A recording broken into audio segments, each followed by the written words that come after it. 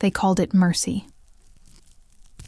When a Mongol rider dismounted before a captured city, the dust of thousands still hung in the air, thick with ash, blood, and whispers of surrender.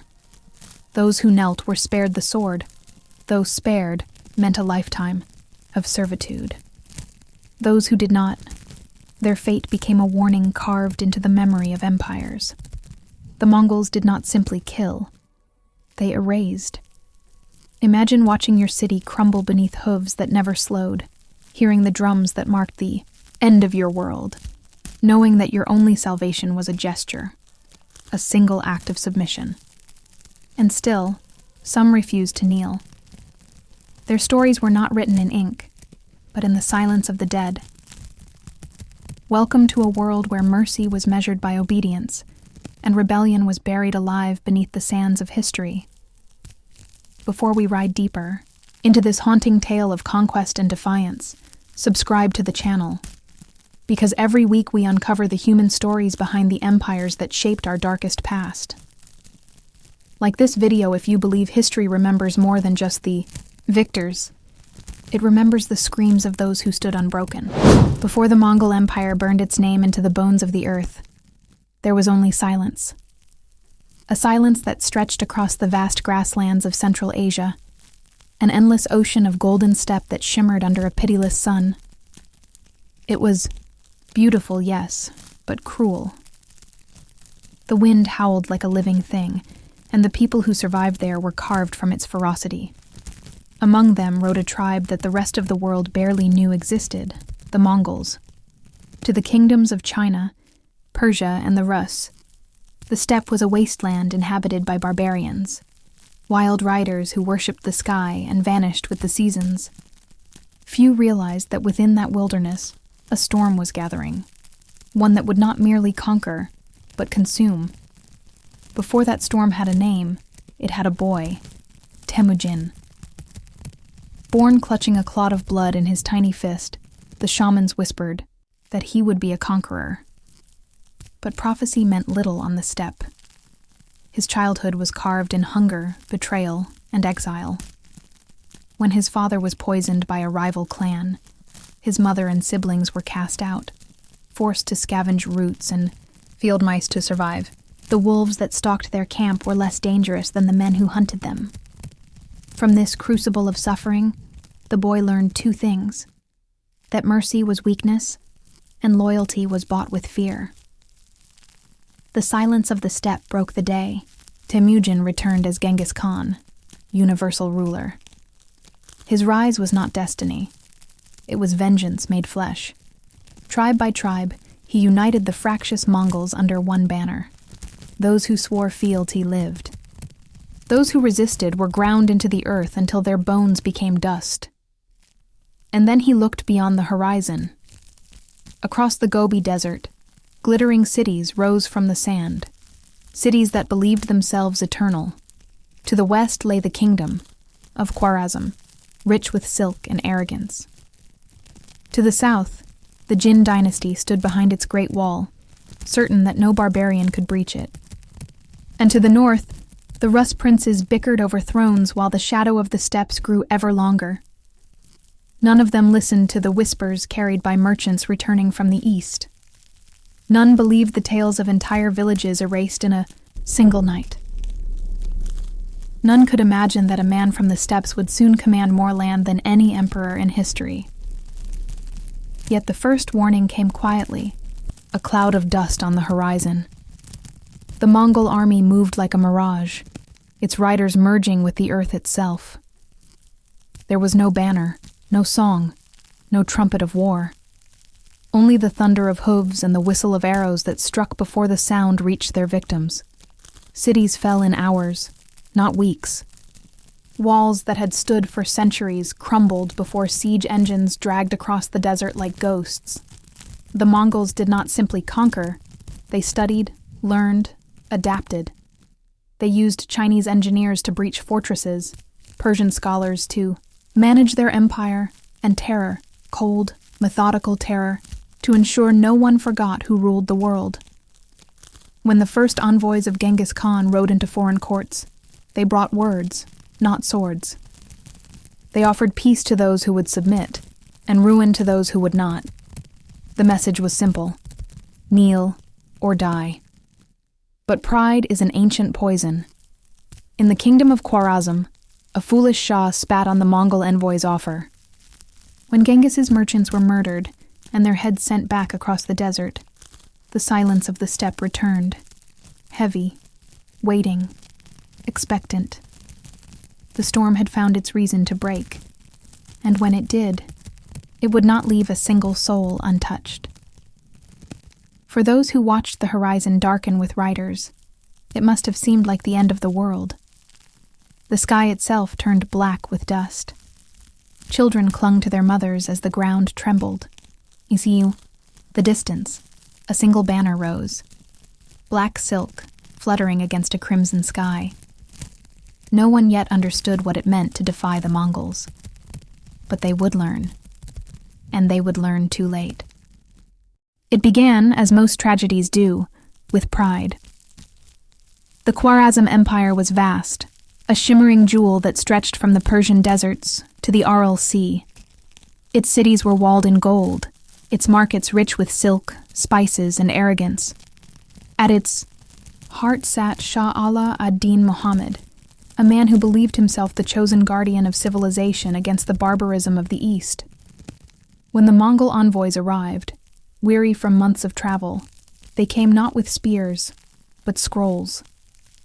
They brought gifts of silk and silver, offerings of friendship from Genghis Khan. Trade, their leader said, bowing low before the Shah's throne. Not war. But the Shah saw in them not diplomats, only savages who had somehow learned the language of kings. He dismissed their words as insolence. His advisors urged caution, warning that this Khan of the steppes had already consumed half of Asia. But pride deafened him. He ordered that one of the Mongol trade caravans be seized, its guards executed as spies. The goods were looted, the merchants mutilated and left to die in the sand. It was a decision that would haunt the world. When word reached Genghis Khan, he did not rage. He did not shout. He was silent. His generals said later that his calm was more terrifying than his fury. "If a wolf devours one of my sheep," he said quietly, "I do not blame the wolf. I blame myself for not guarding the flock." And so, he gathered his wolves. In the spring of 1219, an army of more than 200,000 riders began to move westward. Not in chaos, but in eerie, perfect silence. Each man carried with him not only a weapon, but a message. This is what happens to those who refuse to kneel. The Mongols crossed the deserts like a tide of death. Towns that resisted were erased, their wells filled with corpses, so that even the earth would not drink their defiance. The Shah's soldiers were slaughtered before they could even lift their banners. Cities surrendered at the sight of dust, clouds. Others chose to fight, and vanished. But the Mongols' cruelty was never mindless. It was deliberate, calculated, designed not just to destroy, but to warn. When they captured the city of Otrar, the very place where the envoys had been murdered, they made an example of it. The governor who had killed the Khan's merchants was brought before the army in chains. He spat at them, shouting that no man could make him bow. Genghis Khan gave the order that his eyes and ears be filled with molten silver. The soldiers watched in silence as he screamed, the liquid metal sealing his defiance forever. Afterward, the city's inhabitants were divided by profession. The craftsmen were spared, sent east to serve the empire. The rest, tens of thousands, were executed. The streets ran with blood until the sand itself turned red. For those who survived, rumors spread faster than arrows. Villages miles away heard whispers of entire populations burned alive, of rivers choked with the dead. Mothers began teaching their children a new kind of prayer, not to God, but to the Mongols, begging to be spared. The Shah, hearing of these horrors, fled from city to city, pursued by a storm he could neither see nor stop. Each night, he heard the hoofbeats of invisible riders in his dreams. By the time Genghis Khan's armies reached his palace, he was gone. A king without a throne, a ruler without a realm. But the Mongols did not stop. They burned, pillaged, and marched onward, leaving behind nothing but smoke and silence. For the prisoners who refused to kneel, death came in ways designed to echo. Some were trampled beneath horses, their bodies crushed into the earth. Others were used to test new weapons, tied to stakes as archers took aim, measuring distance and precision. In Bukhara, captured nobles were forced to crawl through the streets as the Mongols laughed, asking, "Where is your god now?" And when they reached the great mosque, Genghis himself entered, removing his boots before stepping onto the prayer rug. He looked at the trembling imams and said, "If your God had loved you, he would have protected you from me." Then he ordered the building filled with grain and burned it to the ground. The empire of Khwarazm ceased to exist within months. Its cities were erased from maps, its name spoken only in whispers. And yet, even in this horror, Genghis Khan believed, himself merciful. He had warned them, after all, kneel or die. But as his armies rode west toward new kingdoms and fresh defiance, something darker began to take shape. The Mongols had learned that terror was a weapon sharper than any blade, and they would wield it without hesitation. The world had not yet seen the worst. Not yet. By the time the Mongol armies reached the gates of Samarkand, fear had already arrived before them. It came as rumor, then as shadow, then as the echo of screams carried by the wind. People fled before the riders even appeared, abandoning homes, crops, and children in their desperate flight. The roads became graveyards of those who tried to outrun the storm. Samarkand had once been called the Emerald of the East. Its turquoise domes gleamed beneath the sun. Its bazaars overflowed with gold. Its scholars copied the wisdom of the ancients in elegant calligraphy. But all that beauty, all that civilization, meant nothing to Genghis Khan. To him, Samarkand was not a jewel. It was a message waiting to be written in blood. The city's defenders were many, but they were divided. Some believed their walls would save them.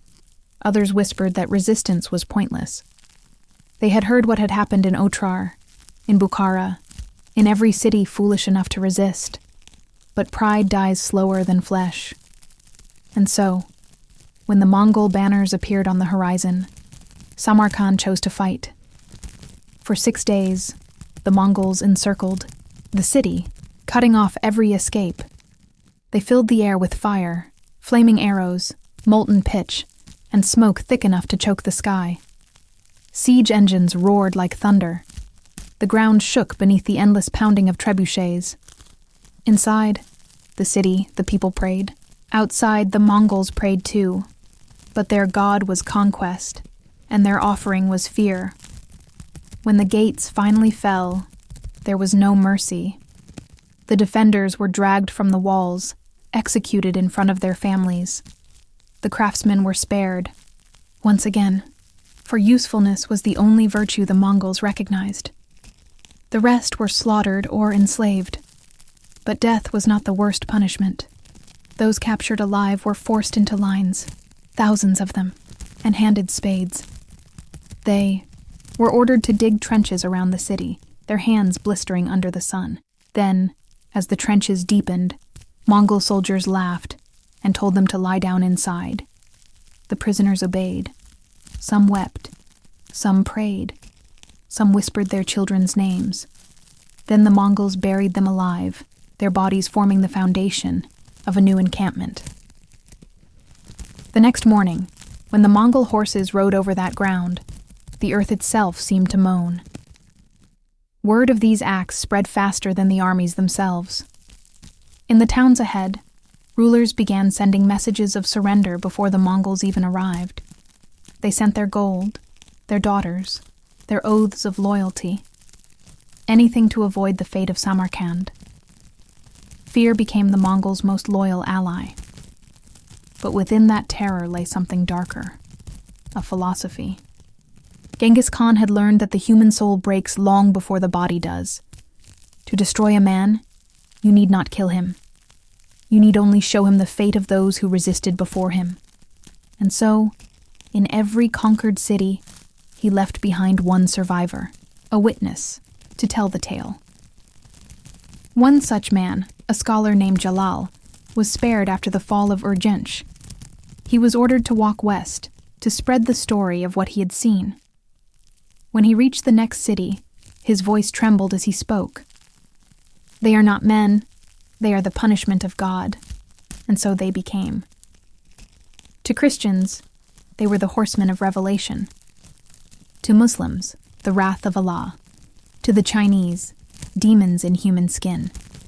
It did not matter what name they were given, only that their coming meant the end. In the winter nights, when the wind swept across the steppes, mothers told their children to stay silent for fear the Mongols might hear. Villages began to burn their own crops, rather than feed an army they could not stop. Even kings who swore loyalty slept with their swords beside them, knowing loyalty was as fragile as breath. Yet not all who bowed escaped punishment. Some cities surrendered, only to be destroyed anyway, as reminders that submission did not guarantee survival, only delay annihilation. Mercy, Genghis once said, is a lie told by the weak to the strong, and so mercy vanished from the world. The Mongol riders moved westward again, faster than rumor, hungrier than famine, and behind them, only silence.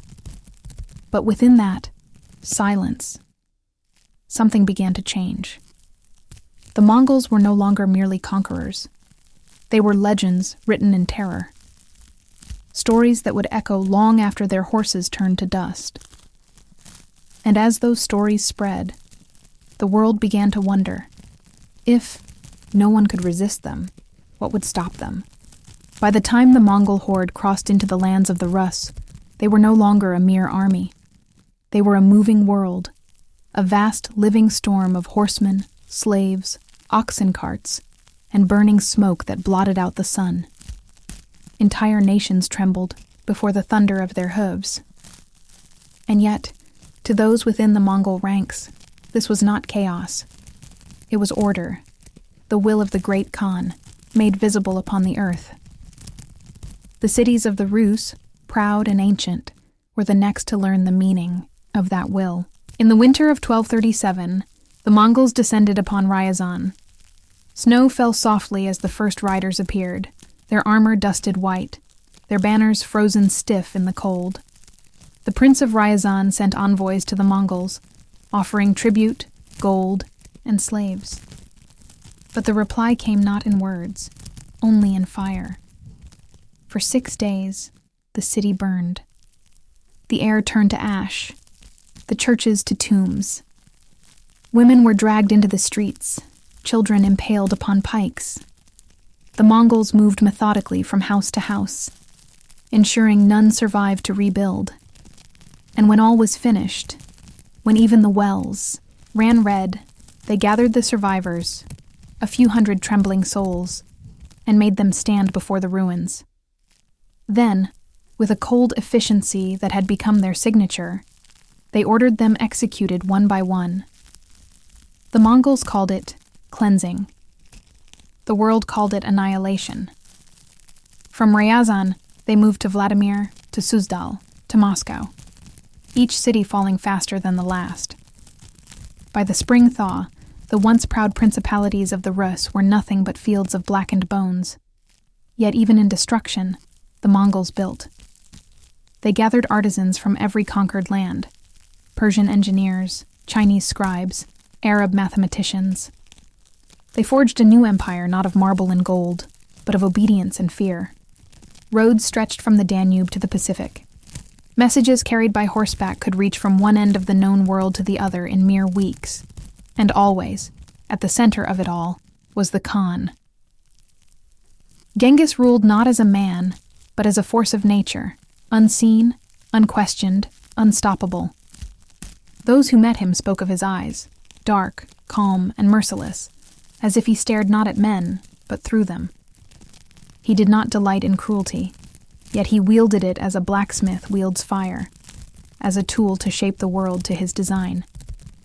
He believed the world had been divided by heaven, and that it was his destiny to unite it by conquest. And so he did. One city at a time, one graveyard at a time, but power, like blood, has a scent, and it began to draw vultures.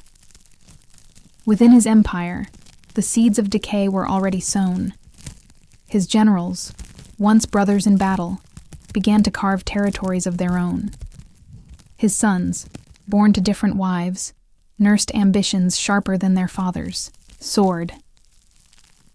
The Khan had created an empire too vast for a single hand to hold. Even as he continued to ride, east toward China, west toward the edge of Europe, whispers began to spread. Some said the Khan could not die, that he was immortal, protected by the sky god Tengri himself. Others said he had made a pact with the darkness, that the spirits of the slaughtered followed him, guiding his blade. Whatever the truth, his shadow grew longer than his life. When Genghis Khan finally died, somewhere deep in the mountains, his body hidden in secret, the earth itself seemed to exhale. Yet his death was concealed for months. His generals continued their campaigns as if nothing had changed, his standard still raised, his name still invoked. They feared that if the world learned he was gone, it might begin to hope again. The Mongols buried their Khan as they had lived, in secrecy and fear. According to legend, his funeral escort killed every witness along the route to his tomb, then killed themselves to ensure it would never be found.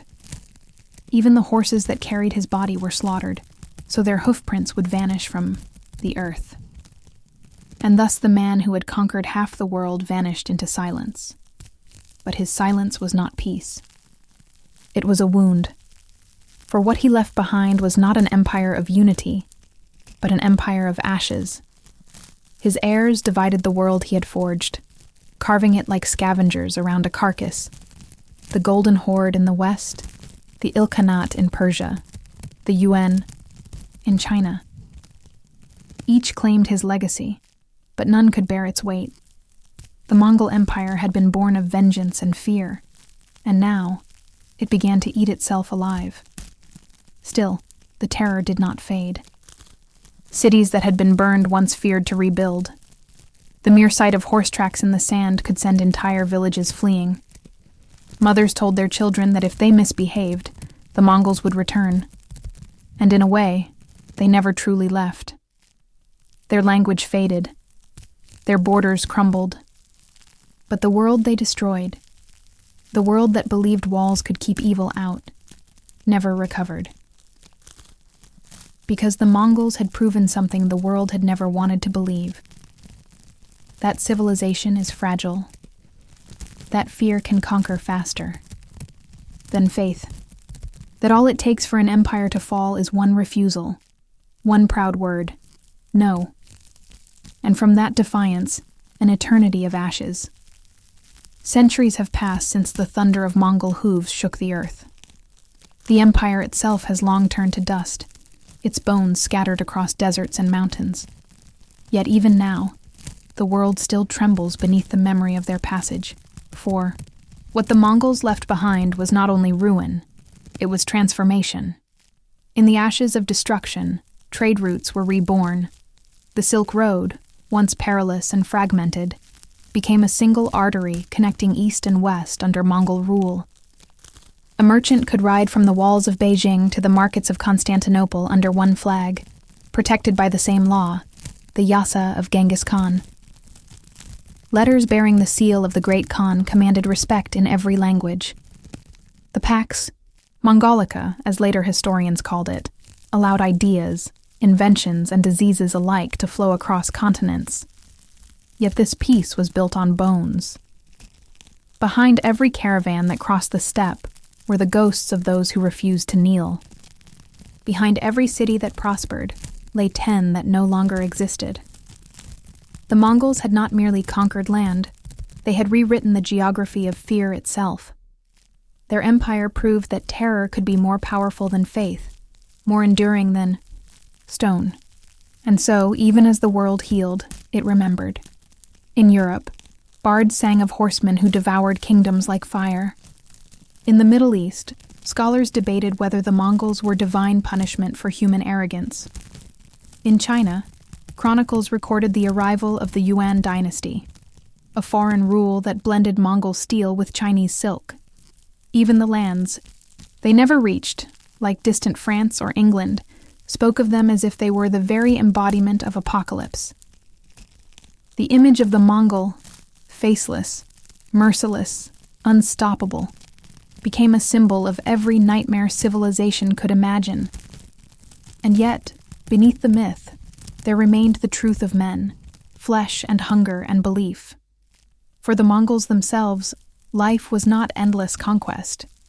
It was hardship and devotion, bound by a code of loyalty older than any empire. They believed the eternal blue sky watched all things. They believed that to kneel before no man but the Khan was not arrogance, but reverence. And perhaps that belief, twisted by war, sharpened by vengeance, was what made them so unstoppable. But fear has a strange way of surviving its creators. Long after the empire fractured, the rumor of the Mongols continued to travel ahead of them. In the 14th century, when Tamerlane rose in Central Asia, entire armies surrendered simply because they believed the Mongols had returned. When plague swept across Europe, a sickness carried by trade routes first secured by Mongol riders, people whispered that it was Genghis Khan's curse, that his vengeance had outlived him. Even today, the shadow of the Khan lingers in the soil of nations. His descendants ruled in China, Persia, India, their bloodline flowing into dynasties that shaped the modern world. Historians still debate whether he was a destroyer or a unifier, a monster or a maker. Perhaps he was both, because what the Mongols did to prisoners who refused to kneel was more than slaughter. It was the breaking of an idea that civilization, with its walls and gods and laws, was stronger than the will of one man. And when that idea broke, the world was never the same again. They buried him in secret, somewhere in the mountains of Mongolia, where the wind sings across endless grass. No monument marks his grave. No temple bears his name, yet he does not need one. His empire was carved not into stone, but into history itself, into every ruined city, every burned scripture, every legend whispered around a fire. They say that when the wind howls across the steppe, you can still hear the echo of hooves, the rhythm of a world that once belonged to him. And in that sound lies the question that has haunted every ruler since. Was it strength that made him great, or the world's weakness that let him conquer it? Perhaps both. For Genghis Khan was not just a man. He was the mirror held up to humanity, showing us what we become when fear replaces faith, when vengeance replaces mercy, when the will to rule outweighs the right to live. The empire he built is gone. The ashes have cooled. But his legacy, the lesson of terror, endures. Because deep down, the story of the Mongols is not about the past. It is about us.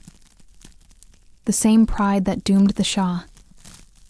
The same arrogance that built walls and believed them eternal.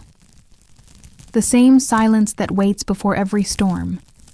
And so, when the next conqueror rises, when the dust begins to gather again on the horizon, remember what happened to those who refused to kneel. Because history does not forget. And neither do the shadows.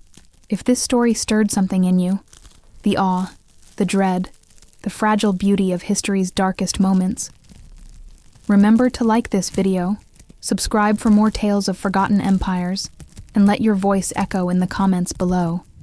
For in every empire's fall, there's a warning, and in every legend, a truth we are still too afraid to face.